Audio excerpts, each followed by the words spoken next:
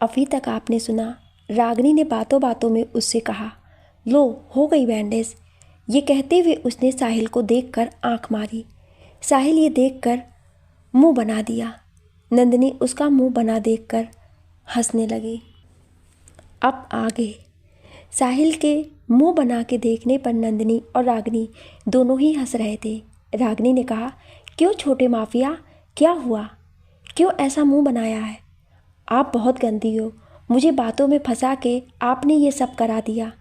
ये कहते हुए उसने अपने बिस्तर पर रखा छोटा सा टेडी बियर फेंक के मारा तो रागिनी ने उसे कैच कर लिया।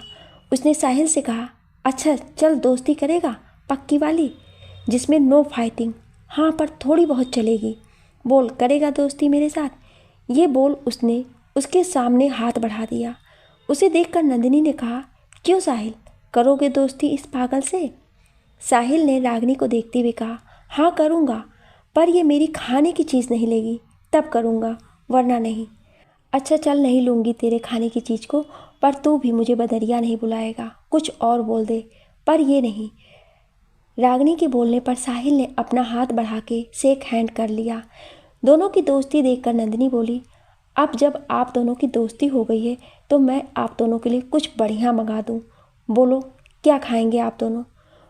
उसकी इस बात पर दोनों ने एक साथ में कहा, pizza with chocolate cake and cold drink with समोसे।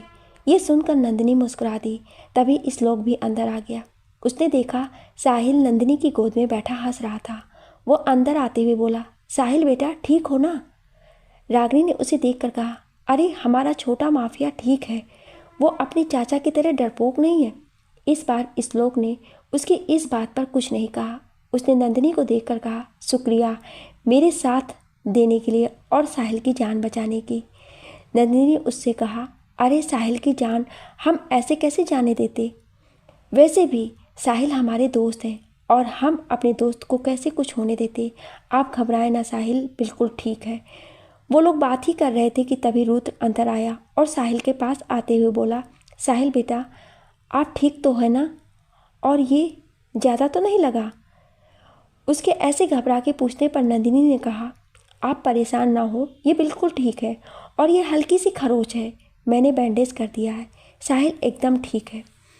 नंदिनी की आवाज़ पर रुद्र ने उसकी तरफ देखा। अभी तक उसने नंदिनी की तरफ गौर नहीं किया था, वो सिर्फ साहिल को देख रहा था।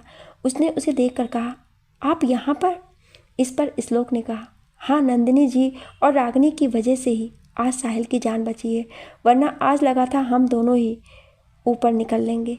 ये सुनते ही रुद्र ने नंदिनी की तरफ देखकर कहा, थैंक यू नंदिनी जी, आपने साहिल और श्लोक की जान बचाई। It's okay. नंदिनी के ये कहते ही साहिल ने कहा, दोस्त मंगवाओ ना समोसे प्लीज़। उसके ये बोलने पर नंदिनी ने कहा, रुको हम अभी मंगा देते हैं। ये बोल वो फ़ोन लेकर ऑर्डर करने लगी तो रुद्र बोला, नहीं नंदिनी जी, हम किसी से ऑर्डर नहीं मंगवाते, साहिल के लिए घर पर ही मंगवाते हैं, इसलिए यहीं बनवा देते हैं। ये कहते हुए उसने एक नौकर से जो भी साहिल ने कहा था उसे बनाने के लिए कहा। नौकर सब सुनकर चला गया। नंदिनी ने रुद्र को देखते हुए कहा, वैसे आपसे एक बात पूछे, यही ना कि वो कौन था जिसने इन पर हमला किया?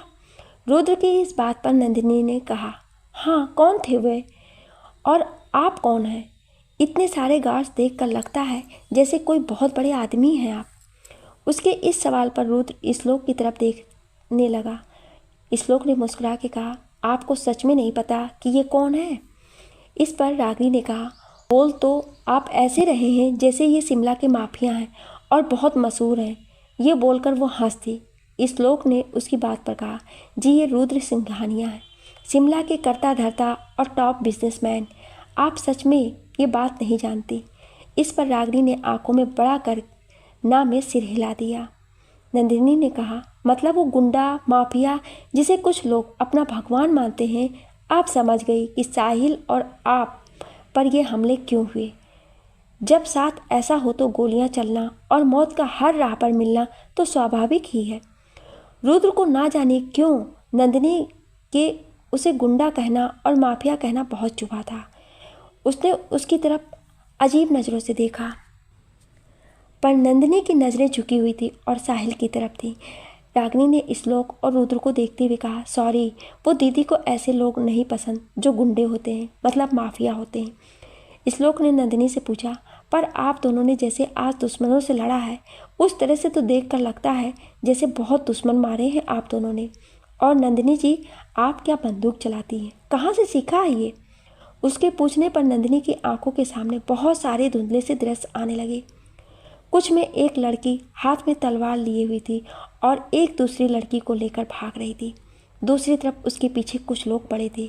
उसके आंखों के सामने ये सब दृश्य चल ही रहा था कि तभी श्लोक ने कहा, कहाँ खो गई आप? बताए, कहाँ से सीखा है आपने? उसके ये बोलते ही नंदिनी चौंक गई, पर उससे कुछ कहा नहीं गया। तो रागिनी ने कहा, अरे दीदी कॉलेज में इंटरनेशनल चैंपियन रह चुकी है शूटिंग में, उन्होंने बहुत सारे ट्रॉफी जीता है, पर बाद में सब छोड़ दिया। रुद्र को ना जाने क्यों रागिनी की बात पर यकीन नहीं हो रहा था। नंदिनी साहिल को देख रही थी, उसके छोटे हाथों को अपने हाथों में रखे उन्हें देखे जा रही थी। उसने श्लोक से पूछा, श्लोक जी, साहिल की माँ और पापा यहाँ नहीं रहते हैं क्या? उसने इतना ही पूछा था कि तभी एक नौकर ने आकर कहा, साहब, साहिल बाबा और आप सबके लिए सब कुछ रेडी है। रुद्र ने रागिनी से कहा, आप साहिल को लेकर जाएं। उसके ये बोलने पर रागिनी साहिल को गोद में उठा के अपने साथ ले गई। श्लोक, जाकर देखो साहिल को। रुद्र ये कहते हुए थोड़ा सा गुस्से में था। श्लोक उसकी बात सुनकर चला गया। उसके जाते ही रुद्र ने नंदिनी की तरफ देखकर कहा, साहिल से दोस्ती की है तो एक बात जान ले आप, साहिल के सामने हम कभी भैया और भाभी माँ का नाम नहीं लेते हैं, क्योंकि अब वो नहीं है इस दुनिया में। मैं नहीं चाहता कि वो उनके नाम से अपने आंसू बहाए। और दूसरा, मिस नंदिनी जी, कोई भी जन्म से गुंडा या माफिया नहीं होता है, या अपने साथ बंदूक लेकर पैदा नहीं होता है। कुछ मजबूरियाँ होती हैं जब हमें बंदूक उठाना पड़ता है, जैसे आपकी थी आज, वैसे ही मेरी भी थी कुछ साल पहले। साहिल मेरे पास मेरे भैया और भाभी माँ की अमानत है, उस पर एक खरोच नहीं आने दूंगा। ये वचन मरते वक्त मैंने अपनी भाभी माँ को दे दिया था, इसलिए मुझे भी गन उठानी पड़ी साहिल की प्रोटेक्शन के लिए, जैसे आज आपने की है, बिल्कुल वैसे मैं भी कर रहा हूँ। तो अगर इसे करना गुंडा होना है तो मैं हूँ गुंडा, समझिए आप।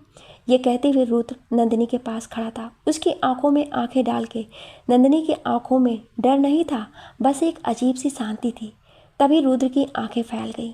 उसने जब गौर से नंदिनी की आंखों को देखा तो उसे वो आंखें याद आ गईं जो उसने झील के पास देखा था। नंदिनी उससे दूर होकर जाने लगी तो रुद्र ने उसकी तरफ मुड़ के कहा, आप झील के पास बसे गांव में डांस सिखाने जाती हैं? उसकी बात सुनकर नंदिनी ने बिना उसकी तरफ देखते हुए कहा, हाँ मैं जाती हूँ, क्यों? ये सुनते ही रुद्र का गुस्सा उड़ गया और उसके होठों पर मुस्कान ने जगह ले ली। उसने कहा, कुछ नहीं, बस ऐसे ही। उसकी बात सुन नंदिनी बाहर चली गई। रुद्र उसे खुशी नज़रों से जाते हुए देख रहा था। उसने खुद से कहा, मतलब आप थी वो जिसकी आवाज़ हर बार मैं झील के पास सुनता था। आप मेरे इतने पास थीं और मैंने आपको पहचान नहीं पाया। पर कोई नहीं, अब तो पता चल गया है। ये बोल के वो उसके पीछे चला गया। सब डाइनिंग टेबल पर बैठे थे। नंदिनी रागिनी और साहिल को अपने हाथ से खिला रही थी। ये देखकर श्लोक ने रुद्र से कहा, रुद्र यार, मेरे दिमाग में एक बात आ रही थी। रुद्र ने पिज्ज़ा का एक टुकड़ा उठाते हुए कहा, क्या? मैं सोच रहा था क्यों ना नंदिनी जी को चीकू की केयर टेकर रख लें। देख चीकू उसकी कैसे बात मानता है, और 1 महीने के लिए माँ भी नहीं है। ये चीकू को हमसे अच्छे से संभाल लेगी और हम भी अपना काम कर पाएंगे। वैसे आज जिस तरह इसने चीकू और मेरी जान बचाई है, उसे देखकर लगता है कि ये चीकू की केयर टेकर बनने के लायक है और बहुत अच्छे से ध्यान रखेगी। क्या बोलता है? श्लोक ने ये कहते हुए उसे देखा तो रुद्र बोला, हमारे सोचने से क्या होता है? जब तक चीकू जी की दोस्त जी हाँ नहीं बोलती, मुझे तो शक्ल से ही नक चढ़ी दिखती है। देख लेना, सीधा मना कर देगी। उसके ये बोलने पर श्लोक ने कहा, अरे नहीं यार, इतनी प्यारी तो है, मुझे नहीं लगता ये मना करेगी। अच्छा तो पूछ के देख क्या बोलती है। रुद्र के कहने पर श्लोक ने नंदिनी की तरफ देखते हुए कहा, नंदिनी जी, आपसे एक बात करनी थी। जी बोले, क्या बात है? ये कहते हुए उसने साहिल का मुंह नैपकिन से साफ किया और उसकी तरफ देखने लगी। श्लोक ने उससे कहा, मैं ये कहना चाह रहा था कि साहिल के लिए हम सब केयर टेकर चाहते हैं। 1 महीने के लिए वो मेरी माँ थी, वो साहिल को देख लेती थी, पर वो अभी 1 महीने के लिए केदारनाथ गई हैं। तो क्या आप साहिल की केयरटेकर बन सकती हैं? वो आपकी बात मानता है और शांत रहता है आपके साथ, और आप जितने पैसे बोले हम देने को रेडी हैं। उसकी बात पर नंदिनी बोली, श्लोक जी, मैं किसी के लिए काम नहीं करती हूँ और ना मुझे किसी के लिए काम करना है, इसलिए सॉरी, मुझे यह जॉब नहीं चाहिए। और रही बात आपके पैसे की, तो मैं इतने पैसे कमा लेती हूँ जिससे मेरी बहन और मेरी ज़िंदगी चल जाती है। बाकी पैसे लेकर हमें कोई ताजमहल तो खड़ा करना नहीं है, इसलिए पैसों का लालच ना दें। रही बात साहिल को संभालने की, तो एक दोस्त की तरह मैं साहिल का ख्याल रख सकती हूँ जब तक आप चाहें, पर मैं आपके घर नहीं आ सकती। आपको मेरे घर साहिल को लेकर आना पड़ेगा। अगर आपको मंजूर है तो बताओ। ये सुनकर रुद्र मुस्कुराने लगा तो रागिनी ने कहा, क्या हुआ मिस्टर सिंघानिया, आप ऐसे मुस्कुरा रहे? क्या दीदी ने आपकी बात को ना मानकर अपनी शर्त रख दी, इसलिए आप मुस्कुरा रहे हैं? जी, कमाल की है आपकी बहन। एक तो फ्री के ट्यूशन देती है, उस पर से जॉब भी नहीं करना, और तेवर एकदम राजकुमारी वाले, जैसे ना जाने कौन से रियासत की दौलत है इनके पास जो इन्हें इतना घमंड है। वैसे आपके पास बहुत अच्छा मौका था, पर आपने गंवा दिया। चलो कोई नहीं, हम आपके पास चीकू को छोड़ देंगे, आप टाइम बता दें। रुद्र की बातों से नंदिनी को बुरा लगा था, पर वो खामोश ही रही। जिस सुबह घर छोड़ देना, पर अगर उसे लेने आना तो झील के पास, क्योंकि मैं शाम को वहीं मिलती हूँ, इसलिए आप वहीं आकर ले जाना, और अगर वहाँ नहीं मिली तो घर पर ही होगी। वो इतना कहकर उठने लगी तो रुद्र ने कहा, ये इतना भागने का मुझे शौक़ नहीं है, तो आप मुझे अपना फ़ोन नंबर दे दें, मैं कॉल करके पूछ लूँगा। जहाँ भी आप होंगी मैं वहाँ आ जाऊँगा। नंदिनी ने इस पर उसे नंबर दे दिया और वहाँ से साहिल को बाय बोल के चली गई। शाम का वक्त, नंदिनी का घर। नंदिनी जब वहाँ से वापस आई थी, तब से वो खामोश बैठी अपने कमरे में कुछ सोचे जा रही थी। तभी रागिनी उसके लिए कॉफ़ी लेकर आई और उससे बोली, दीदी कॉफ़ी। और क्या सोच रही हैं आप? नंदिनी ने कॉफ़ी का मग लेते हुए कहा, आज सुबह उन लोगों ने हम पर हमला किया था, वो उन्हीं के आदमी थे। ये सुनते ही रागिनी हैरान होकर उसे देखने लगी। रागिनी ने नंदिनी की बातों पर हैरान होते हुए कहा, मतलब वो जो साहिल और श्लोक पर हमला कर रहे थे, वो लोग हमारे लिए आए थे? नहीं, मैंने जिन लोगों की गाड़ी को खाई के पास लास्ट में पंचर की थी, वो लोग थे। मैंने उन्हें मारा नहीं, बस गाड़ी ही पंचर की है। अगर अगली बार वो लोग सामने आए तो मैं छोड़ूंगी नहीं। नंदिनी की आंखों में ये कहते हुए गुस्सा था। रागिनी उसका हाथ पकड़ते हुए कहा, दीदी शांत हो जाओ, हम उन सब से दूर हैं। वो लोग नहीं जानते कि हम शिमला में कहाँ हैं, और शिमला कोई बहुत छोटा तो नहीं है, आकर हमें पकड़ लेंगे, बहुत बड़ा है, और मैं हूँ ना साथ में। आप शांत रहो।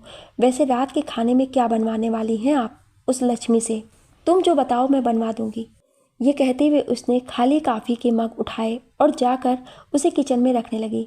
उसके पीछे ही रागिनी भी आई। जब दोनों किचन में आए तो देखा लक्ष्मी कुछ बना रही थी। रागिनी ने देखते हुए कहा, ओ बेटा केक, वो भी वनीला, क्या बात है लक्ष्मी जी, आज आपने दिल जीत लिया हमारा। लक्ष्मी ने उसे देखते हुए कहा, आप अपना दिल अपने पास ही रखें, वरना उसमें चाकू घोंस दूंगी। अरे लक्ष्मी, इसलिए तुम सिंगल हो।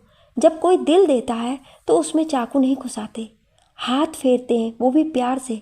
पर तुम जैसी जंगली लड़की को कहाँ से ये सब समझ आएगा? तुम यहीं के जंगली गांव में पली बड़ी हो ना, इसलिए। ये कहते हुए उसने केक की तरफ हाथ बढ़ाया तो लक्ष्मी ने उसके हाथ पर मारते हुए कहा, खबरदार जो इसे हाथ लगाया तो। मैं तो जंगली गांव की पैदाइश हूँ, तो जाकर अपने शहर वालों के हाथ का बना केक खाएं। खबरदार जो मेरा केक खाया, और ये आपके लिए नहीं है, इसलिए दूर रहे। ये कहते हुए वो उस पर डिजाइन करने लगी। रागिनी ने उसे देखते हुए, बस यही थी तेरी मेरी दोस्ती, इतना ही मानती है तू मुझे? अरे पाप लगेगा तुझे, तूने एक प्यारी सी भोली भाली बच्ची को मना किया है। तेरा पति टकला मिले तुझे, भगवान करे तुझे मेरी हाय लगे, और तेरा पति सूमो पहलवान मिले जो कम से कम 1 कुंटल खाए, और तू बनाते बनाते थक जाए, पर वो खाते नहीं। देख अभी भी वक्त है, दे दे मुझे 1 टुकड़ा, नहीं तो और श्राप दूंगी। लक्ष्मी उसके बोलने पर ध्यान न देते हुए अपने काम पर लगी थी। उसने केक पर बहुत अच्छी डिजाइन की और हॉल में बैठी नंदिनी के पास ले आई। रागिनी भी उसके पीछे आई। लक्ष्मी ने नंदिनी के सामने उसे रखते हुए कहा, दीदी बताओ ना कैसा बना है? आपने जैसा सिखाया है बिल्कुल वैसे ही है ना? नंदिनी ने केक देखते हुए कहा, दिख तो अच्छा रहा है, अब खा के पता चलेगा कि टेस्ट कैसा है। लक्ष्मी उसके कहने पर गई और प्लेट चम्मच ले आई। उसने एक टुकड़ा निकाल के उसे दिया और बोली, खा के बताओ तब। नंदिनी ने उसके हाथ से प्लेट ली और चम्मच लेकर खाने लगी तो रागिनी और लक्ष्मी दोनों उसे ध्यान से देख रही थी। नंदिनी ने खाते हुए कहा, वाह क्या बात है लक्ष्मी, तुमने तो एक बार में इतना अच्छा केक बना लिया। ये सुनते ही रागिनी ने कहा, सच में दीदी, मुझे भी खाना है। ये कहते हुए वो चम्मच से जैसे टुकड़ा उठाने बढ़ी, लक्ष्मी ने उसे रोकते हुए कहा, जी नहीं, आप नहीं लेंगी। जब देखो मुझे कुछ ना कुछ बोलती रहती हैं। मैं नहीं दे रही अपना बनाया हुआ केक। अरे लक्ष्मी, पाप लगे तुझे, वरना दे दे मुझे। ये बोल उसने चम्मच बढ़ाया तो लक्ष्मी ने केक हटा दिया। इस पर रागिनी बोली, रुक अभी बताती हूँ तुझे। ये बोल उसने प्लेट चम्मच बगल के सोफे पर फेंका और लक्ष्मी की तरफ बढ़ गई। ये देखकर लक्ष्मी केक लेकर भाग गई। रागिनी उसके पीछे भागी। नंदिनी दोनों की ये मीठी सी लड़ाई देख रही थी और मुस्कुरा रही थी। दूसरी तरफ रुद्र हाल में बैठा काम कर रहा था और सुप्रिया साहिल के साथ खेल रही थी। इस लोग भी कोई फाइल देख रहा था। तभी माया अंदर आई और रुद्र को देखते हुए बोली, रुद्र बेबी, ये मैंने क्या सुना? साहिल और श्लोक पर हमला हुआ था? ओ गॉड, मैंने तो जैसे सुना वैसे ही आ गई देखने। ये कहते हुए वो अंदर आ गई थी। साहिल ने श्लोक के पास आकर धीरे से कहा, आटे की दुकान को खबर कौन सप्लाई करता है पता करो पहले तो। ना जाने कहाँ से इसे सब पता चलता है और चली आती है घर। मुझे बिल्कुल भी नहीं पसंद है ये। और एक बात बोल रहा हूँ मैं, अगर इसने मुझे किस्सी दी ना तो आज मैं इसे छोड़ूंगा नहीं। सारा गाल खराब कर देती है मेरा। ये कहते हुए उसने मुंह बना लिया। श्लोक उसकी बातों पर मुस्कुरा रहा था। रुद्र ने माया को देखते हुए कहा, सब ठीक है माया, किसी को कुछ नहीं हुआ है, आओ बैठो। उसके कहने पर माया बैठ गई। साहिल ने उसे देखते हुए कहा, बताओ, चाचू ने बोला नहीं कि बैठ गई उनके पास, ये नहीं कि चली जाएं। रुद्र ने उससे कहा, कुछ पियोगी? हाँ, ब्लैक कॉफ़ी। माया ये कहते हुए रुद्र को बहुत अदा से देख रही थी। रुद्र ने नौकर से ब्लैक कॉफ़ी के लिए कह दिया। माया ने रुद्र को देखते हुए कहा, तुम्हें भैया बहुत याद कर रहे थे, कभी मिलने आओ उनसे घर। वैसे भी बहुत दिन हो गया है घर आए, हमारे साथ डिनर किए। वो क्या है ना माया आंटी जी, चाचू को दूसरे के घर का खाना नहीं पसंद है। आपको नहीं पता, पर वो बाहर भी नहीं खाते हैं। बाहर की चीज़ें बहुत ख़राब और गंदी होती हैं, घर की चीज़ें और लोग सब अच्छे होते हैं। ये कहते हुए साहिल इस्माइल करने लगा। माया ने उसकी बात पर उसे घूर के देखते हुए कहा, बेटा ज़्यादा बोलना भी सेहत के लिए ठीक नहीं होता है, इसलिए बच्चों को इतना नहीं बोलना चाहिए। रुद्र ने माया के बात करने के तरीके को सुनकर उससे कहा, माया शायद तुम भूल रही हो कि इस वक्त तुम मेरे घर में हो और मेरे भतीजे से बात कर रही हो, इसलिए ज़रा संभल के। माया ने रुद्र को गुस्सा होते हुए देखा तो उससे बोली, अरे रुद्र सॉरी, पर साहिल को भी ऐसे बड़ों के बीच में नहीं बोलना चाहिए। तुम्हें नहीं लगता आजकल ये बिगड़ता जा रहा है? वो कैसा है मुझे पता है, तो तुम्हें उसके बारे में सोचने की ज़रूरत नहीं है। ये कहते हुए रुद्र अपनी फाइल देखने लगा। साहिल श्लोक के पास से उठ के किचन में गया और काका जो कॉफ़ी बना रहे थे उसमें उसने कुछ खुराफात कर दी। नौकर डरते हुए कॉफ़ी लेकर आया और माया को पकड़ा दिया। माया ने जैसे ही एक सिप लिया वैसे ही उसका मुंह जलने लगा, क्योंकि साहिल ने कॉफ़ी में 2 चम्मच भर के लाल मिर्च डलवा दी थी। माया का मुंह जब जलने लगा तो श्लोक ने साहिल की तरफ देखा। सुप्रिया को भी ये देखकर पता चल गया था कि ये सब साहिल ने किया है। रुद्र ने माया से कहा, क्या हुआ माया, कॉफ़ी ठीक नहीं है क्या? इसमें तो ना जाने क्या है, मेरा मुंह जलने लगा। माया यह कहते हुए सामने रखा पानी पीने लगी, पर उससे भी उसकी जलन नहीं खत्म हुई। साहिल ने काका को देख कर कहा, अरे काका, आप क्यों खड़े हो यहाँ? जाओ जल्दी माया आंटी के लिए मिठाई लाएं। उसके कहने पर काका भाग के गए और मिठाई लेकर आए, जिसे खाने के बाद माया थोड़ा ठीक महसूस कर रही थी। माया जान गई थी कि ये शरारत साहिल ने की है, लेकिन वो रुद्र के सामने साहिल को कुछ नहीं कह सकती थी। उसने गुस्से में अपना बैग उठाया और वहाँ से बिना कुछ कहे निकल गई। रुद्र जाते हुए उसे देखकर बोला, अरे माया सुनो तो, क्या हुआ? रहने दो ना चाचू, जा रही है तो जाने दो, वैसे भी मुझे बिल्कुल पसंद नहीं है आटे की दुकान। ये बोल साहिल सोफे पर बैठ गया।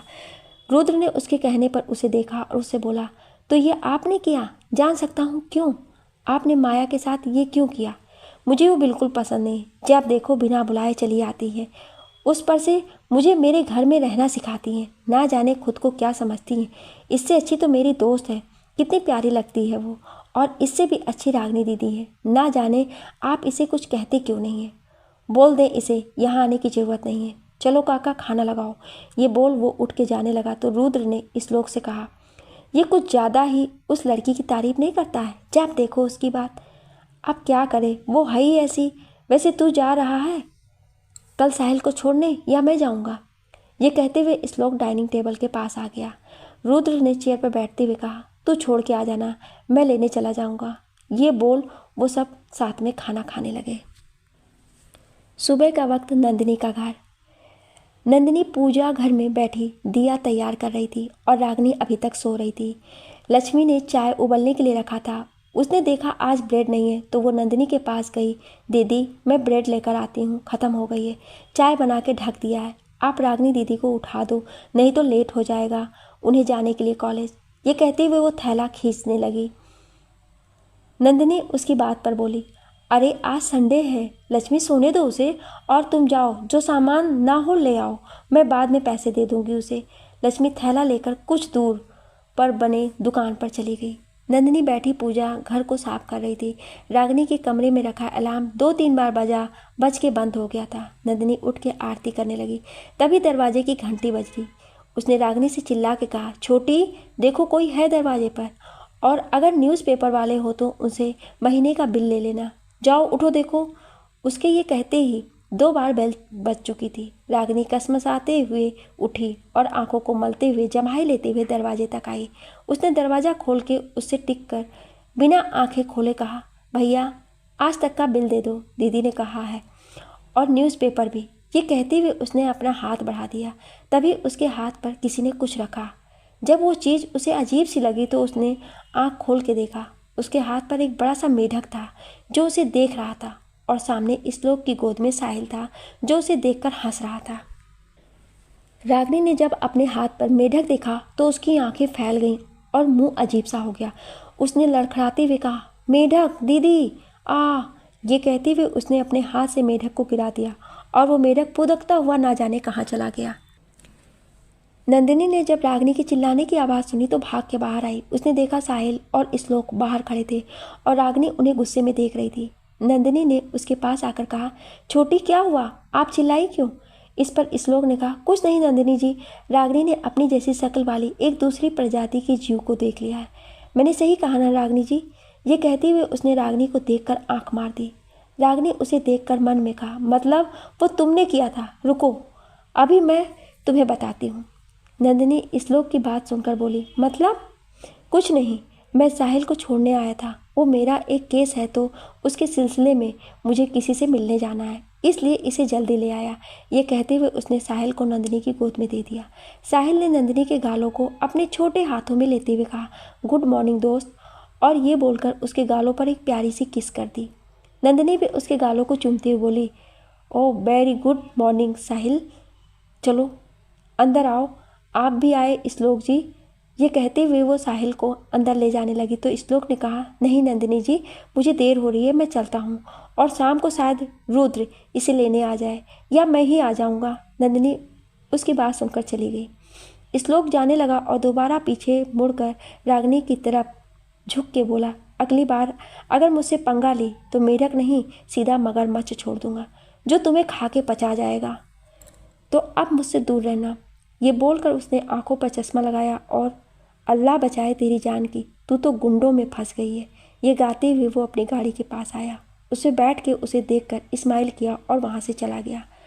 आओ कभी तो तुम आओगे मिस्टर वकील साहब, तब मैं तुम्हें बताती हूँ कौन कहाँ फंसा है। ये बोलकर वो अंदर आ गई। अंदर आने के बाद जब उसने देखा तो साहिल सोफे पर बैठा था और नंदिनी किचन में कुछ कर रही थी। रागिनी उसके बगल में पसरती हुई बोली, और छोटे माफिया क्या हाल है? साहिल ने उसे देखते हुए कहा, मस्त, आप बताओ। वैसे आज तो आपकी छुट्टी होगी? हाँ है। क्यों, क्या करना है? रागिनी के पूछने पर साहिल ने कहा, मूवी देखने चले और साथ में पॉपकॉर्न खाएंगे। उसकी बात सुनकर नंदिनी ने कहा, जी नहीं, बिल्कुल भी नहीं, कहीं नहीं जाना, चुपचाप दोनों घर में बैठो और यहीं कुछ करो। नंदिनी के ये बोलने पर दोनों का मुंह बन गया। लक्ष्मी भी तब तक सामान लेकर आ गई थी। उसने साहिल को देखकर नंदिनी से पूछा, दीदी ये तो रुद्र सिंघानिया का भतीजा है ना, ये यहाँ क्या कर रहा है? कहीं रागिनी दीदी ने इसे किडनैप तो नहीं किया? क्या तू भी लक्ष्मी कुछ भी बोलती है? ये दीदी के पास आया है अब से ये रोज आएगा और यही रहेगा। शाम को इसे लेने एक लंगूर आएगा, या तुम सबका करता धरता रुद्र सिंघानिया। वैसे अब तुम ज़्यादा काम करने की आदत डाल लो, क्योंकि छोटे माफिया की बहुत बड़ी बड़ी फरमाइशें होती हैं। रागिनी ये बोलते हुए उठ खड़ी हुई। लक्ष्मी ने उसे देखकर कहा, आपसे तो कम ही होगी, झेल लेंगे इन्हें, पर आपकी फरमाइशों से भगवान जी बचाएं। ये बोल वो टोस्ट बनाने लगी। तभी साहिल ने कहा, मुझे सैंडविच खाना है और साथ में जूस और पास्ता। उसके ऑर्डर सुनकर रागिनी ने कहा, लो शुरू हो गई, और सुनो सेम मेरे लिए, मैं तब तक नहा के आती हूँ। ये बोलकर वो चली गई। लक्ष्मी सब बनाने में लग गई। दूसरी तरफ रुद्र अपने घर में बैठा था। उसे कल जो हमला हुआ उसके बारे में पता करना था। वो बैठा कल के हमले के बारे में सोच ही रहा था कि तभी उसका फ़ोन बजा। उसने फ़ोन उठा के देखा तो फ़ोन पर एक नाम शो हो रहा था, जिसे देखकर रुद्र की आंखों में गुस्सा उतर आया। उसने फ़ोन उठा के उससे कहा, शेखर साहब, कैसे फ़ोन किया आपने? दूसरी तरफ से शेखर साहब ने कहा, बहुत शांत लग रहे हो, मतलब तुम्हारा भाई जैसा दोस्त और जान से प्यारा भतीजा जिंदा है। वैसे मुझे दुख हुआ कि वो दोनों बच गए, पर कोई नहीं, कब तक बचते रहेंगे, कभी ना कभी किसी ना किसी गोली पर उनका नाम लिखा होगा। रुद्र ये सुनकर उससे बोला, शेखर साहब, आप भूल रहे हैं, इस वक्त आप शेर को ललकार रहे हैं। मैंने अगर गन उठाई तो आप सोच भी नहीं सकते उतनी बुरी मौत दूंगा, इसलिए अच्छा होगा कि खुद को रोक लो, नहीं तो इस बार मैं खुद को रोक नहीं पाऊंगा। ये बोलकर उसने फ़ोन रख दिया। रुद्र को बहुत गुस्सा आ रहा था। उसने अपना फ़ोन लिया और अपने एक खास आदमी को फ़ोन कर उससे कहा, जोरावर, मुझे इस शेखर के घर पर कुछ धमाके चाहिए। आज रात उसे खाने पर कुछ धमाकों की आवाज़ सुनाओ। जी मालिक, हो जाएगा। ये बोलकर जोरावर ने फ़ोन रख दिया। रुद्र ने खुद से कहा, अब मैं तुम्हें डर का एहसास दिलाता हूँ शेखर साहब। आपने कल मेरे भतीजे और मेरे दोस्त को मारने की कोशिश की है ना, आज मैं आपको जवाब देता हूँ। ये कहते हुए उसे साहिल की याद आई। उसने फ़ोन उठा के नंदिनी का नंबर मिला दिया। नंदिनी उस वक्त बैठी साहिल को नाश्ता करा रही थी। उसका फ़ोन बजा तो उसने लक्ष्मी को प्लेट देते हुए कहा, लक्ष्मी आप खिलाइए इन्हें, हम फ़ोन देखते हैं। ये बोलकर वो उठ गई और अपना फ़ोन लेने चली गई। उसने फ़ोन उठाकर देखा तो अननोन नंबर था। उसने डरते हुए उठाया। वो कुछ बोल पाती उससे पहले ही उधर से रुद्र की आवाज़ आई, हेलो नंदिनी जी। उसकी आवाज़ सुन नंदिनी को राहत महसूस हुई। उसने साहिल के पास जाते हुए कहा, जी रुद्र जी बोले। साहिल ठीक है ना, आपको तंग तो नहीं कर रहा है? रुद्र के पूछने पर नंदिनी ने कहा, नहीं रुद्र जी, साहिल हमें बिल्कुल भी परेशान नहीं कर रहे हैं। रुद्र उससे बोला, अगर आपको परेशानी हो तो मैं आ जाऊँ, उसे लेकर चला आऊँगा, आज मेरा ऑफ है। नहीं सब ठीक है, अगर आपको भरोसा नहीं है और आप कल के हमले को लेकर डर रहे हैं तो बेशक आकर अपने भतीजे को देख सकते हैं, मैं मना नहीं करूँगी। वैसे आपसे पूछना था, साहिल को किसी चीज़ से एलर्जी तो नहीं है ना? कहीं मैं उसे कुछ ऐसा खिला दूँ जिससे उसकी तबीयत खराब हो जाए, तो इससे अच्छा आप मुझे पहले ही बता दें। नंदिनी के पूछने पर रुद्र बोला, नहीं फ़िलहाल तो ऐसा कुछ नहीं है, साहिल सब खा लेता है, पर प्लीज़ उसे अंधेरी जगह से डर लगता है, इसलिए उसे ऐसी जगह मत ले जाना आप, और ना अंधेरे रूम में छोड़ना। ये सुनकर नंदिनी ने कहा, जी मैं ख्याल रखूँगी। वो रुद्र से बात कर ही रही थी कि तभी साहिल ने कहा, मुझे भी चाचू से बात करना है, कराओ ना। साहिल की जिद पर नंदिनी ने फ़ोन को स्पीकर पर कर दिया। साहिल ने ये देखकर रुद्र से कहा, चाचू मुझे मूवी देखने जाना है। पर नंदिनी बोली, मैं नहीं जा सकता। नंदिनी जी ने जो कहा उसे मानो, उनके घर रहो, मूवी मेरे साथ चल लेना आप। वैसे आप अपनी दोस्त को परेशान तो नहीं कर रहे हैं? रुद्र के ये पूछने पर साहिल बोला, नहीं मैं क्यों उन्हें परेशान करूँगा, वो तो मेरी दोस्त है ना। अच्छा मैं आपसे बाद में बात करता हूँ। ये कहते हुए उसने फ़ोन नंदिनी की तरफ कर दिया और खुद रागिनी के पास चला गया। नंदिनी ने उसके जाने के बाद फ़ोन लेकर रुद्र से कहा, अब आप ठीक हैं साहिल से बात करके? रुद्र ने अपने लैपटॉप को बगल में रखते हुए कहा, हाँ, और आपने साहिल को क्यों मना किया कि वो मूवी नहीं देखने जाएगा?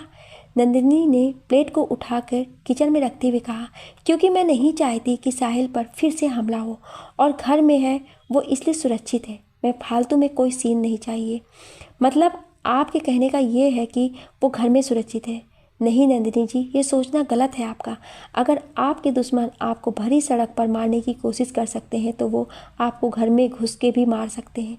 उन्हें आपको मारने से मतलब है, फिर चाहे आप कहीं भी हों, ये नहीं देखेंगे। और अब उनकी वजह से हम अपनी ज़िंदगी को जीना तो नहीं छोड़ सकते। रुद्र की बातों पर नंदिनी ने उससे कहा, काश कभी ज़िंदगी में कोई दुश्मन ना होता। तो शायद ज़िंदगी इतनी मुश्किल नहीं होती। रुद्र ने उसकी बात पर कहा, लगता है आपने दुश्मनों को बहुत करीब से देखा है जो ऐसे बोल रही हैं। उसकी बात पर नंदिनी खामोश हो गई। उसने बिना कुछ बोले बस फ़ोन कट कर दिया। उसे रख साहिल और रागिनी के पास चली आई। उधर रुद्र नंदिनी के ऐसे फ़ोन कट कर देने से सोच में पड़ गया। उसने खुद से कहा, बहुत अजीब लड़की है, कुछ है तो ऐसा जो मुझे इस लड़की के बारे में सोचने पर मजबूर कर देता है। आखिर एक लड़की होकर भी वो ऐसी जो साड़ी पहनती है और सिंपल सी दिखती है, जिसे देखने पर लगता है वो बस चिल्ला देने से डर जाएगी, ऐसी लड़की ने एक बार में ही दुश्मनों की गाड़ी को शूट करके उड़ा दिया। स्ट्रेंज, मुझे नहीं लगता कि जैसी ये नंदिनी दिखती है वैसी ही होगी। कुछ और ही बात है इस लड़की में, और क्या बात है ये तो मुझे पता लगाना होगा। ये सोचते हुए उसने जोरावर को कॉल किया और नंदिनी के बारे में पता करने को कहा। शाम का वक्त, नंदिनी का घर। नंदिनी आज बच्चों को पढ़ाने नहीं गई थी क्योंकि संडे था तो वो घर पर ही थी। रागिनी और साहिल दोनों में ही अच्छी दोस्ती हो गई थी क्योंकि दोनों शैतान थे और दोनों की इसलिए पट रही थी। नंदिनी इसी बात से खुश थी। वो शाम की चाय का इंतजाम कर रही थी क्योंकि साहिल और रागिनी की फरमाइश थी कि वो दोनों चीज़ पिज्ज़ा खाएंगे। इसके लिए वो सारा सामान खुद रेडी कर रही थी। साहिल बैठा हॉल में रागिनी के साथ पजल गेम खेल रहा था। तभी रुद्र का फ़ोन आया, ये पूछने के लिए कि क्या वो साहिल को लेने आए, क्योंकि अब उसका मन भी अकेले घर में नहीं लग रहा था। नंदिनी ने जब फ़ोन उठाया तो उसने कहा, क्या हुआ रुद्र जी, आप सुबह से 8वीं बार कॉल कर रहे हैं, अब क्या हुआ? सॉरी नंदिनी जी, वो घर में अकेला हूँ तो मन नहीं लग रहा है, मैं साहिल को लेने आ जाऊँ क्या? रुद्र के ऐसे बोलने पर नंदिनी बोली, आ जाए। ये बोलकर उसने फ़ोन रख दिया। रुद्र तो ये सुनकर खुश हो गया तो उसने जल्दी से जाकर चेंज किया और एक शर्ट, उस पर गोल गले वाला प्यारा सा स्वेटर, जीन्स पहनकर उसने करीबन 3 बार अपने बाल शीशे के सामने खड़े होकर बनाया और बिगाड़ा, फिर खुद के हाथों से उसे सेट करा। उसने अपनी जीप की चाबी उठाई और नंदिनी के घर के लिए निकल गया। दूसरी तरफ श्लोक अपने काम से वापस आ रहा था। उसने एक जगह गाड़ी रोकी और ड्राइवर से वेट करने को बोलकर पानी लेने चला गया। उसने दुकान पर जाकर एक आदमी से कहा, सर एक पानी की बोतल देना, और आपके पास चॉकलेट होगी क्या? उसके पूछने पर दुकान वाले ने कहा, हाँ भैया होगी, रुके दे देते हैं। ये बोल वो सामान लेने चला गया दुकान के अंदर और श्लोक खड़ा इंतजार करने लगा। तभी उसके फ़ोन में एक मैसेज आया। उसने फ़ोन पॉकेट से निकाल के देखा तो उस पर नंदिनी का मैसेज था। उसने उसे साहिल को लेने के लिए बुलाया था। उसने मैसेज पढ़ के फ़ोन वापस से पॉकेट में रख दिया। दुकान वाला पानी और चॉकलेट लेकर आया तो श्लोक ने उससे कहा, मुझे इस चॉकलेट का पूरा बॉक्स चाहिए, प्लीज़ आप दे दें। उसकी बात सुन दुकान वाला गया और चॉकलेट का पूरा डब्बा ले आया। श्लोक पेमेंट करने लगा तो 2-4 लोग आए और उस दुकान वाले को 2 तस्वीर दिखा के पूछने लगे, इन दोनों को कहीं देखा है? राज नंदिनी नाम है इसका। उस दुकान वाले ने देखकर कहा, जी नहीं, हमने तो नहीं देखा है। ये बोल वो अपने काम में लग गया। श्लोक ने पेमेंट किया और जाने लगा तो उन लोगों ने उसे रोक कर कहा, भाई साहब सुने। उनके कहने पर श्लोक रुक गया और उनकी तरफ देखकर बोला, जी बोले, क्या बात है? भाई साहब इन्हें देखा है? वो इतना ही बोल पाया था कि तभी श्लोक का फ़ोन बज गया। वो आदमी उसकी तरफ फ़ोटो कर रखा था पर श्लोक अपने फ़ोन में बिजी हो गया और उनसे ये बोला, सॉरी सर मुझे नहीं पता। ये बोलकर वो अपनी गाड़ी की तरफ बढ़ गया। वो लोग भी वापस अपनी गाड़ी के पास चल दिए। इधर साहिल नंदिनी के कमरे में अपना बैग लेने आया था। उसमें उसकी चॉकलेट थी। वो बैग में से चॉकलेट लेकर जा रहा था कि तभी उसके हाथ से टेबल पर रखी डायरी गिर गई और उसके कुछ पन्ने खुल गए। साहिल ने उस डायरी को उठाया और बिस्तर पर रख के उसे बंद कर दिया।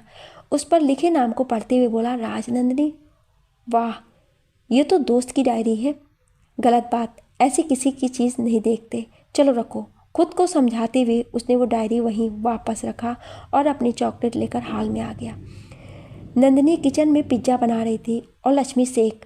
तभी बेल बजी तो रागिनी से नंदिनी ने कहा, छोटी जाओ देखो कौन है। ये सुनकर रागिनी उठकर गई और दरवाज़ा खोलकर देखी तो रुद्र खड़ा था। उसने रुद्र को देखकर कहा, आप ही गए? कुछ देर पहले ही तो दीदी ने फ़ोन किया था, उड़ के आए हैं क्या? रुद्र ने उसे देखते हुए कहा, वो साहिल के बिना पहली बार इतनी देर दूर रहा तो इसलिए। मैं अंदर आ सकता हूँ? जी आइए। ये कहते हुए उसने रास्ता दिया तो रुद्र अंदर आ गया और रागिनी दरवाज़ा बंद कर उसके पीछे से बोली, जूते यहीं उतार देना, दीदी को अंदर जूते पहनकर जाना अच्छा नहीं लगता है। उसके कहने पर रुद्र ने जूते वहीं उतार दिए। रुद्र घर को चारों तरफ नज़र घुमा के देख रहा था। उसने देखा सामने एक हॉल है और वहाँ बड़ा सा झूमर लगा है, चिमनी है और नीचे कारपेट बिछा है। उस पर कुछ कुशन रखे हैं और सोफे हैं। सामने ही बगीचा है। अंदर 3 कमरे हैं जिनमें से एक मंदिर वाला कमरा है और बाकी 2 बंद थे। रुद्र ये सब देख ही रहा था कि तभी उसकी नज़र सामने किचन में काम कर रही नंदिनी पर गई, जिसने ढीला सा जूड़ा कर रखा था और उसके साइड के बाल निकल के उसके गालों को छू रही थी। उसने अपना पल्लू कमर में टाँग रखा था। उसके माथे पर मैदा लगा था और गालों पर थोड़ा लग गया था। ये देखकर रुद्र स्माइल करने लगा। नंदिनी बहुत प्यारी लग रही थी। नंदिनी ने काम करते हुए पूछा, कौन है रागिनी? कहीं साहिल के माफिया चाचू तो नहीं है? उनका भी अलग ही है। अरे जब आज संडे था, खुद घर पर थे, तो क्यों साहिल को भेज दिया? जब जानते हैं उसके बिना नहीं रह सकते तो साहिल को आज अपने पास रख लेते, कल से भेजते। पर नहीं, इन दोनों चाचाओं को जरा भी अकल नहीं है। सही कहती हो तुम लंगूर। अरे मैं तो कहती हूँ दोनों ही लंगूर हैं। जितना साहिल परेशान नहीं करता उतना तो इसके करता धरता चाचू ने परेशान कर दिया मुझे। हेलो नंदिनी जी, साहिल ठीक है ना? मन तो किया बोल दूँ, नहीं ठीक है आपका साहिल, उसे खा गई मैं। रागिनी, साहिल, तुम दोनों इतना शांत क्यों हो? क्या हुआ? ये कहते हुए उसने जब सर ऊपर किया तो सामने रुद्र को देखकर उसकी आंखें बड़ी हो गईं। उसने देखा रागिनी और साहिल दोनों ही खामोश होकर उसे देख रहे थे और लक्ष्मी भी उसे ही देख रही थी। रुद्र उसे घूरे जा रहा था। आप कब आए? बैठे, मैं आपके लिए चाय बनवाती हूँ, बैठे। ये कहते हुए उसने लक्ष्मी की तरफ देखा और उससे बोली, लक्ष्मी इनके लिए चाय बना दो। जी दीदी, मैं बनाती हूँ। ये कहकर वो चाय बनाने लगी। नंदिनी ने रुद्र को देखकर कहा, आप बैठे खड़े क्यों हैं? मैं साहिल और रागिनी के लिए पिज्ज़ा बना रही थी, आप खाएंगे तो बना दूँ? रुद्र ने कुछ नहीं कहा और जाकर सोफे पर बैठ गया। रागिनी नंदिनी के पास आ गई। नंदिनी ने रागिनी से धीरे से कहा, तुमने बताया क्यों नहीं कि ये है? मैंने सब बोल दिया और ना जाने मुझे क्या हो गया, मैंने वो सब बोल दिया। कोई बात नहीं दीदी, चलता है, टेंशन मत लो और पिज्ज़ा बनाओ। ये कहते हुए उसने पानी निकाला और ले जाकर रुद्र के सामने रख दिया। रुद्र बैठा अपना फ़ोन स्क्रॉल कर रहा था। तभी उसकी नज़र नंदिनी पर चली जाती जो काम कर रही थी।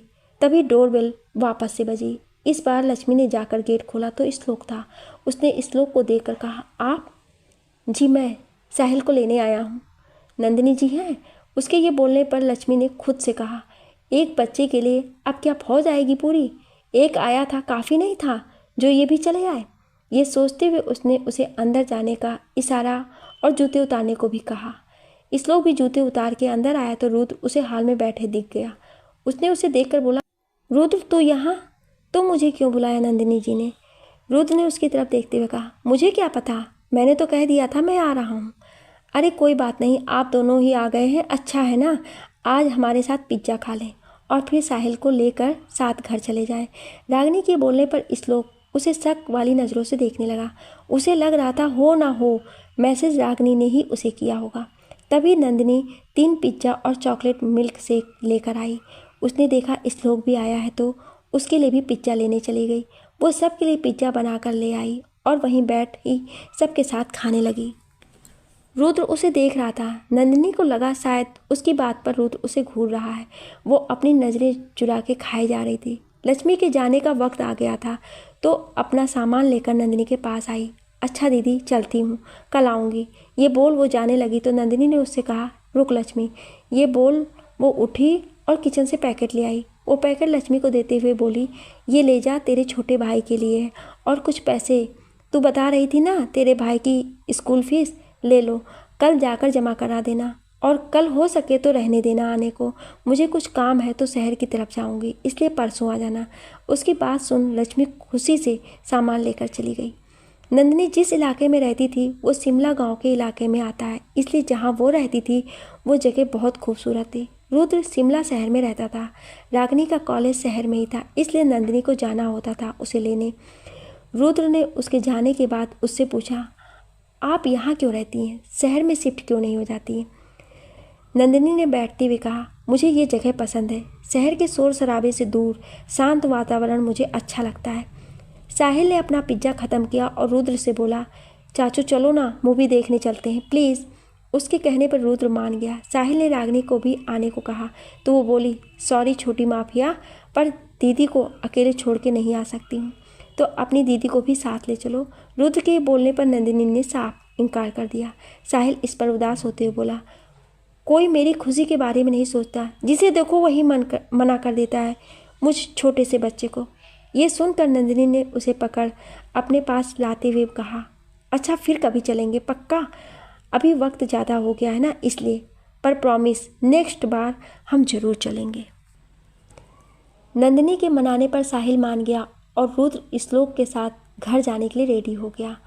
तभी रागिनी ने श्लोक से कहा, ओ एडवोकेट साहब, अपनी कोट तो लेते जाएं, क्या इसे लेने फिर इतनी दूर आएंगे आप? उसके ये बोलने पर श्लोक ने जूते पहनते हुए कहा, मैं जूते पहन लूँ मैडम जी, तब लूँगा ना अपनी कोट। ये बोल उसने जूते पहने और रागिनी से अपनी कोट लेकर सबके साथ बाहर आ गया। रागिनी ने उसे जाते हुए देखकर कहा, जाओ श्लोक जी, आज आपको पता चलेगा कि रागिनी के साथ पंगा लेना कितना भारी होता है। ये बोल वो अंदर आ गई। श्लोक और रुद्र दोनों ही साहिल को लेकर जा रहे थे। तभी रुद्र ने साहिल से पूछा, तो कैसी है आपकी दोस्त नंदिनी? बहुत प्यारी है, और आपको पता है उनका पूरा नाम राजनंदिनी है। ये कहते हुए वो अपना पजल के साथ खेल रहा था, पर जब श्लोक ने ये नाम सुना तो वो सोचने लगा कि ये नाम उसने कहीं सुना है, तो पर तभी उसे कुछ अजीब सा लगने लगा। उसने अपने कोट के पॉकेट में हाथ डाल के जब उस अजीब चीज को निकाला तो वो 2-4 चूहे थे, जिसे देखकर श्लोक ने तेज से चिल्लाया। श्लोक ने जब अपनी जेब से चूहे निकाल के देखा तो वो चिल्ला के बोला, चूहे रुद्र चूहे। ये कहते हुए उसके हाथ से छोटे छोटे चूहे जीप में गिर गए। रुद्र ने जब चूहे को उसकी तरफ आते हुए देखा तो एक हाथ से उन्हें दूर भगाने लगा। साहिल अपने बैग से उन्हें हटा रहा था। तभी श्लोक के दूसरे जेब से भी चूहे निकलकर बाहर आने लगे। ये देखकर श्लोक ने कहा, यार गाड़ी रोक, ये देख। ये देखकर रुद्र ने साइड में गाड़ी रोकी तो बाकी गाड़ियां भी रुक गई। रुद्र ने जीप से निकालते हुए कहा, साले तूने क्या चूहे बेचने शुरू कर दिए? इतने सारे चूहे आए कहाँ से? कोट उतार पहले। ये बोलकर वो श्लोक के पास आया और उसकी कोट उतार के दूर फेंक दिया। साहिल ने चूहों को अपने पास से हटाते हुए कहा, चाचू बाहर निकालो मुझे। ये क्या लेकर आ गए आप? कोई जेब में चूहे भर के रखता है क्या? बेटा ये बात तो अपने श्लोक चाचा जी से पूछे आप, ना जाने इतने चूहे कहाँ से आए इनके पास। ये कहते हुए उसने साहिल को जीप से बाहर निकाला और सड़क पर खड़ा किया। उसने ड्राइवर से जीप को लाने को कहा और खुद उससे गाड़ी में सबके साथ बैठ के घर के लिए निकल गया। रास्ते भर श्लोक ये सोचता रहा कि चूहे आए कहाँ से। वो लोग घर पहुँचे और अपने कमरे में चले गए। श्लोक जब कमरे में आए तो उसने अपनी टाई उतार के बिस्तर पर रख दी। तभी उसका फ़ोन बजा। उसने देखा कोई अननोन नंबर है। उसने उठाते हुए कहा, हेलो कौन? दूसरी तरफ से रागिनी ने कहा, कैसा लगा मेरा तोहफा? अच्छे लगे ना छोटे छोटे चूहे? और चाहिए तो बताना, मैं और भेज दूंगी। श्लोक उसकी आवाज़ सुनकर गुस्से में बोला, अच्छा तो ये तुमने किया था? अरे मुझे तो तभी समझ जाना चाहिए था जब तुमने इतने प्यार से मुझे कोट लेने को कहा था। रागिनी इस बार देखना मैं क्या करता हूँ। अच्छा रस्सी जल गई पर बल नहीं गया। एक बार मुँह की खा चुके हो, पर अभी भी मुझसे पंगा लेना है बेटा। अगली बार एनाकोंडा तुम पर छोड़ दूंगी और वो तुम्हें खाएगा नहीं, निगल जाएगा और डकार भी नहीं लेगा। इसलिए अगली बार मुझसे पंगा मत लेना, वरना सारी वकालत निकाल दूंगी। ये बोलकर रागिनी ने फ़ोन रख दिया। श्लोक ने उसके फ़ोन काटने पर अपने फ़ोन को देखते हुए कहा, इस लड़की को मैं छोड़ूंगा नहीं, इसे तो कल मैं बताता हूँ। बहुत इसने मुझे परेशान कर लिया। ये बोल उसने फ़ोन बिस्तर पर रखा और चेंज करने चला गया। जब वो चेंज करके आया और शीशे के सामने खड़े होकर साहिल की बात याद करने लगा तो उसे याद आया कि उसने नंदिनी का नाम कहाँ सुना था। वो सीधा रुद्र के कमरे में गया और उससे बोला, रुद्र याद है साहिल ने बताया था कि नंदिनी का पूरा नाम राजनंदिनी है, तो इसमें क्या है? अब क्या उसका नाम भी ना हो? ये कहते हुए वो बिस्तर पर बैठ गया। श्लोक उसके सामने बैठते बोला, अरे नहीं यार, मेरा वो कहने का मतलब नहीं था। रुद्र ने उसे देखते हुए कहा, तो क्या मतलब था आपका वकील साहब? आपको नंदिनी का नाम पसंद नहीं आया क्या? ये बोलते हुए वो हंसने लगा। श्लोक ने उसे थोड़ा सीरियस होते हुए कहा, तू मेरी बात सुनेगा? आज जब मैं नंदिनी जी के घर आ रहा था तो एक दुकान पर पानी की बोतल और चॉकलेट का बॉक्स लेने उतरा था। वहीं कुछ लोग 2 तस्वीर लेकर आए थे। उन्होंने उस तस्वीर को निकाल के दुकान वाले को दिखाया और उनसे पूछा, मैंने तस्वीर तो ठीक से नहीं देखा था, पर नाम उन्होंने राजनंदिनी ही लिया था, इतना मुझे याद है। ये सुनकर रुद्र भी थोड़ा सीरियस हो गया। उसने उसे देखते हुए कहा, क्या बोला? कोई उन्हें खोज रहा है? मुझे लगा तो था कि कुछ है, क्योंकि जैसी ये लड़कियां दिखती हैं वैसी है नहीं। सोचो, नंदिनी दिखने में इतनी सीधी और सॉफ्ट गर्ल लगती है, और तुमने बताया कि उसने एक ही सूट में गाड़ी को उड़ा दिया था। इतनी अच्छी तरह से बंदूक उसे चलाना आता है, जिसने कभी चलाई हो। और लड़कियां तो डंडा ना मार पाएं ठीक से, तो गोली तो बहुत दूर की बात है। हाँ भाई, मेरे मन में यही ख्याल था। अब इनके बारे में पता करना होगा, आखिर दोनों बहनें हैं क्या चीज़। कुछ तो है जो राज है। श्लोक के ये कहने पर रुद्र ने कहा, डोंट वरी, मैंने जोरावर को काम पर लगा दिया है, तो अब तो पता करके बताएगा। रुद्र और श्लोक के दिमाग में बहुत सारे सवाल अब उमड़ गए थे, पर अब जवाब तो बस जोरावर के आने पर ही मिल सकता था, इसलिए दोनों को इंतज़ार करना होगा। दूसरी तरफ शेखर अपने घर पर रेडी हो रहा था और कहीं जा रहा था।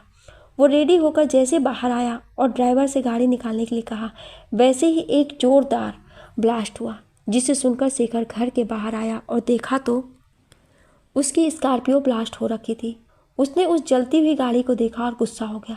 तभी उसके पॉकेट में रखा फ़ोन बजा, जिसे उसने निकाल के देखा तो रुद्र की कॉल थी।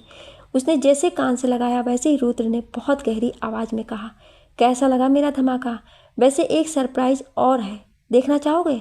रुको दिखाता हूँ। 1। जैसे ये कहा, उसकी दूसरी गाड़ी ब्लास्ट हुई। जैसे जैसे रुद्र गिनते जाता वैसे वैसे शेखर के घर की सामने खड़ी गाड़ियां ब्लास्ट होती। ये देखकर शेखर की आंखें फैल गई थीं। रुद्र ने उससे कहा, सोचो, आज तुम इनमें से किसी भी गाड़ी में बैठे थे तो क्या होता? तुम तो तंदूरी चिकन बन जाते। इसलिए अगली बार ऐसा कुछ मत करना, क्योंकि मैं इस बार ट्रेलर दिखा रहा हूँ। नेक्स्ट टाइम तुम्हें तुम्हारे घर सहित उड़ा दूंगा। Good night. ये बोलकर रुद्र ने फ़ोन रख दिया। शेखर वापस अंदर गया और गुस्से में वहाँ रखी सारी चीज़ें तोड़ने लगा। उसने अपने आदमियों को बुलाया और उनसे कहा, मुझे रुद्र के भतीजे की लाश चाहिए, तो अब जाओ और वापस तब आना जब उसके भतीजे की लाश तुम लोगों के हाथों में हो। जाओ अब। उसके ये बोलते ही उसके आदमी वहाँ से चले गए। शेखर ने खुद से कहा, बस रुद्र सिंघानिया, बहुत हो गया। आज जो तुमने किया है उसका जवाब तो मैं तुम्हें दूंगा। ये बोल वो अपने कमरे में चला गया। सुबह का वक्त, नंदिनी का घर। नंदिनी उठकर किचन में काम कर रही थी। रागिनी नहा रही थी। रागिनी जब तक नहा के आई तब तक नंदिनी ने टेबल पर नाश्ता लगा दिया था। रागिनी ने अपना बैग रखा और कुर्सी खींच के एक टोस्ट और जूस लेकर पीने लगी। नंदिनी उसे ऐसे जल्दी जल्दी खाते हुए देखकर बोली, छोटी, धीरे धीरे खाओ, नहीं तो गले में अटक जाएगा। रागिनी नाश्ता कर रही थी और नंदिनी अपना सामान रख रही थी। रागिनी ने नाश्ता किया और कुछ टोस्ट को फॉयल में लपेट के अपने पास रख लिया। उसने नंदिनी का हाथ पकड़ा, दोनों का बैग लिया और बाहर आ गई। नंदिनी ने घर को ताला लगाया और गाड़ी के पास बढ़ गई। रागिनी ने उससे कहा, दीदी आप ये सब पकड़ो और बैठो, मैं ड्राइव करती हूँ। ये कहते हुए उसे सारा सामान नंदिनी को दे दिया और खुद चाबी लेकर ड्राइविंग सीट पर बैठ गई।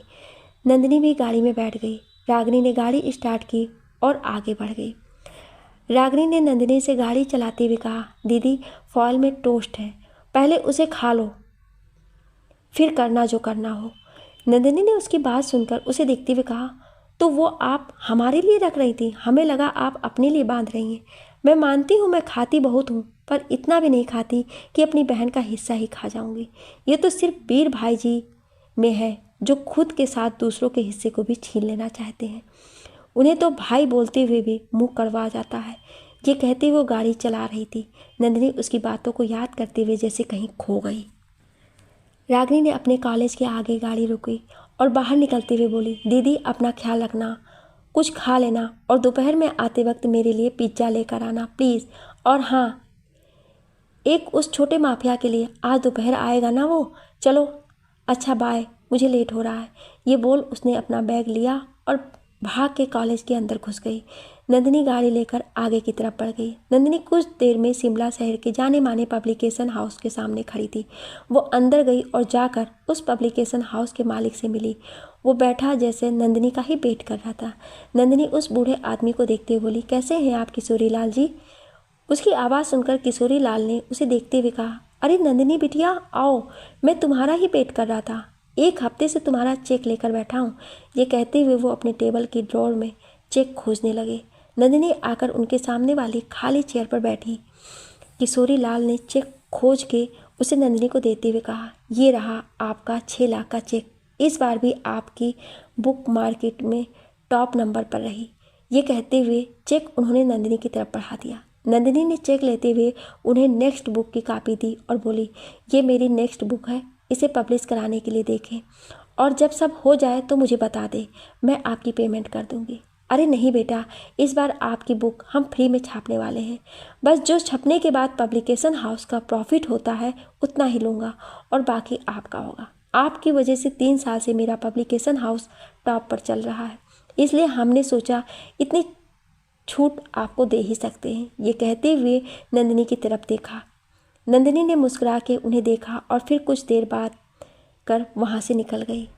नंदिनी जब पब्लिकेशन हाउस के बाहर आई तो उसने देखा दूर कुछ लोग उसे देख रहे हैं। वो समझ गई कि कुछ तो है। वो गई और अपनी गाड़ी में बैठ गई। उसने साइड मिरर से उन सबको देखा तो वो सब भी गाड़ी में बैठ गए थे।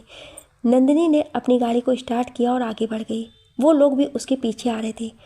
वो किसी से नंदिनी के बारे में फ़ोन पर बता रहे थे। नंदिनी उन्हें ऑब्जर्व कर रही थी। उसने अपनी गाड़ी को शिमला की ऐसी ऐसी रोड पर घुमाया कि उनका ध्यान अच्छे से भटका और नंदिनी उनका ध्यान भटका के वहाँ से कॉलेज के लिए निकल गई, रागिनी को लेने के लिए, क्योंकि उन सब से जान छुड़ाते हुए उसे वक्त लग गया था। उसने श्लोक को भी वहीं आने को कहा था। नंदिनी जब कॉलेज पहुंची तो उसने देखा कि रागिनी खड़ी उसका ही वेट कर रही थी। उसने उसके पास आते हुए कहा, रागिनी सॉरी लेट हो गई, वैसे श्लोक जी आए क्या? नहीं, मैं तो कब से खड़ी हूँ, वो अभी तक नहीं आए। रागिनी ये बोल ही रही थी कि तभी नंदिनी का फ़ोन बजा। उसने फ़ोन उठा के देखा तो श्लोक का कॉल ही था। उसने कॉल रिसीव करके उससे कहा, कहाँ हैं आप श्लोक जी? मैं रागिनी के कॉलेज आ गई हूँ। उधर से श्लोक ने कहा, सॉरी, मैं और रुद्र दोनों ही एक मीटिंग में हैं, आप जाकर साहिल को स्कूल से ले लें, हम दोनों शाम को ही आकर झील के पास उसे ले लेंगे। उसके ये बोलने पर नंदिनी ने कहा, ठीक है, मैं ले लेती हूँ, आप 5 बजे से पहले आ जाना। ये बोलकर उसने फ़ोन रखा और साहिल के स्कूल की तरफ चल दी। साहिल का स्कूल रागिनी के कॉलेज से कुछ ही दूरी पर ही था, इसलिए दोनों जल्दी पहुंच गए। साहिल अपने गार्ड्स के साथ खड़ा श्लोक का वेट कर रहा था। नंदिनी ने उसके पास जाते हुए कहा, साहिल बेटा। उसे देखकर साहिल उसके पास भाग के आया। नंदिनी ने उसे गोद में उठा लिया। रागिनी वहीं बगल में बने एक शॉप से कुछ खाने के लिए लेने चली गई। नंदिनी ने साहिल को देखकर कहा, चले, आज आप शाम तक हमारे साथ रहेंगे। ये बोलकर वो उसे लेकर गाड़ी के पास आ गई। रागिनी तब तक खाने के लिए बहुत कुछ ले आई थी। उसने साहिल को देखकर कहा, और छोटे माफिया कैसे हो, भूख लगी है? ये कहते हुए उसने सारा सामान बैक सीट पर रखा। साहिल ने कहा, हाँ बहुत। उसके ये बोलते ही रागिनी ने एक बर्गर निकाल के उसके हाथ में दे दिया। साहिल ने उसे लेते हुए कहा, थैंक यू। ये बोल वो खाने लगा। नंदिनी ने उसे रागिनी को दिया और खुद ड्राइव करने बैठ गई। रागिनी ने अपने लिए भी एक बर्गर लिया था। वो साहिल को लेकर सामने वाली सीट पर बैठ गई। नंदिनी ने गाड़ी गांव की तरफ मोड़ दी। साहिल बैठा रागिनी और नंदिनी को अपने स्कूल की बातें बता रहा था। रागिनी भी बहुत मन से कहते हुए सुन रही थी। कुछ देर में वो दोनों साहिल को लेकर पहाड़ी गांव में पहुंच गए थे। साहिल पहली बार इधर आया था। उसे वो जगह देखकर बहुत अच्छा लगा। नंदिनी लड़कियों को पढ़ाने लगी और साहिल रागिनी के साथ था। इधर वो लोग नंदिनी को खोज रहे थे पर वो उसे मिली ही नहीं थी। उन आदमियों में से जो सरदार था उसने कहा, कहाँ गई वो? अभी तो देखा था। क्या जवाब देंगे साहब को कि हम उन्हें पाके भी खो दिए? आखिरी बार कहाँ देखा था उन्हें? उसने अपने उस आदमी से पूछा जिसे नंदिनी ने चकमा दिया था। उसने उसे देखते हुए कहा, जी शिमला के पुराने चर्च के पास। तो चलो वहीं से खोजते हैं। ये बोलकर वो बैठ गया जीप में। शाम का वक्त, झील का किनारा। नंदिनी का ये लड़कियों को डांस सिखाने का वक्त था। वो सब को लेकर झील के पास आ गई। रागिनी और साहिल वहीं खेल रहे थे। सारी लड़कियां आकर अपने घुंघरू पहनने लगी। साहिल भी उन्हें देख रहा था। नंदिनी ने भी अपने पैरों में घुंघरू पहना और नीला से तबले पर थाप देने को कहा। सारी लड़कियां आकर नंदिनी के पीछे खड़ी हो गईं। आज भी वो सब को सेम गाने पर मगर अलग अलग स्टेप सिखा रही थी। रागिनी और साहिल बैठ के देख रहे थे। तभी वहाँ रुद्र और श्लोक भी आ गए। रुद्र ने नंदिनी को डांस करते हुए देखा और वहीं रुक गया। श्लोक तो रागिनी को खा जाने वाली नज़रों से देख रहा था। रागिनी उसे देखकर एक बड़ी सी स्माइल दे रही थी। श्लोक ने मुंह फेर लिया। साहिल दौड़ के रुद्र के पास चला गया। नंदिनी ने जब आखिरी स्टेप पर अपने पैर रोके तो उसकी नज़र सामने खड़े रुद्र पर गई, जो उसे पलक झपकाए बिना बस देखे जा रहा था। नंदिनी ने अपनी साड़ी ठीक की और रुद्र को आभास हुए शायद नंदिनी उसके ऐसे देखने से घबरा गई। उसने अपनी नज़रें फेर ली। नंदिनी ने सब लड़कियों को भेज दिया। वो साल ओढ़ते हुए श्लोक के पास आई और उससे बोली, आप तो वक्त के बहुत पक्के हैं, चलो मेरी क्लास भी ख़त्म हो गई है। श्लोक ने उससे कहा, पर आप तो बोलती हैं कि आप किसी के लिए काम नहीं करती, तो ये सब ये मैं पैसे के लिए या किसी के कहने पर नहीं करती हूँ। इन्हें पढ़ाना मेरी खुशी है, बस ये समझ लें आप। ये कहते हुए उसने साहिल का बैग उसे थमा दिया। तभी वहाँ एक आदमी गाड़ी लेकर आ गया। वो एक हट्टा कट्टा आदमी था। रुद्र ने उसे देखकर कहा, रुको जोरावर, मैं आता हूँ तुम्हारे पास। रुद्र ये बोलकर श्लोक को साहिल को देखने के लिए बोलकर उसके पास चला गया। रुद्र उधर गया कि तभी वहाँ एक गाड़ी और आई, जिसे देखकर नंदिनी और रागिनी घबरा गई। उसमें से सूट पहने एक आदमी निकला, जिसकी उम्र 45 साल की होगी। जब वो बाहर आकर खड़ा हुआ तो रागिनी ने उन्हें देखकर स्माइल दिया।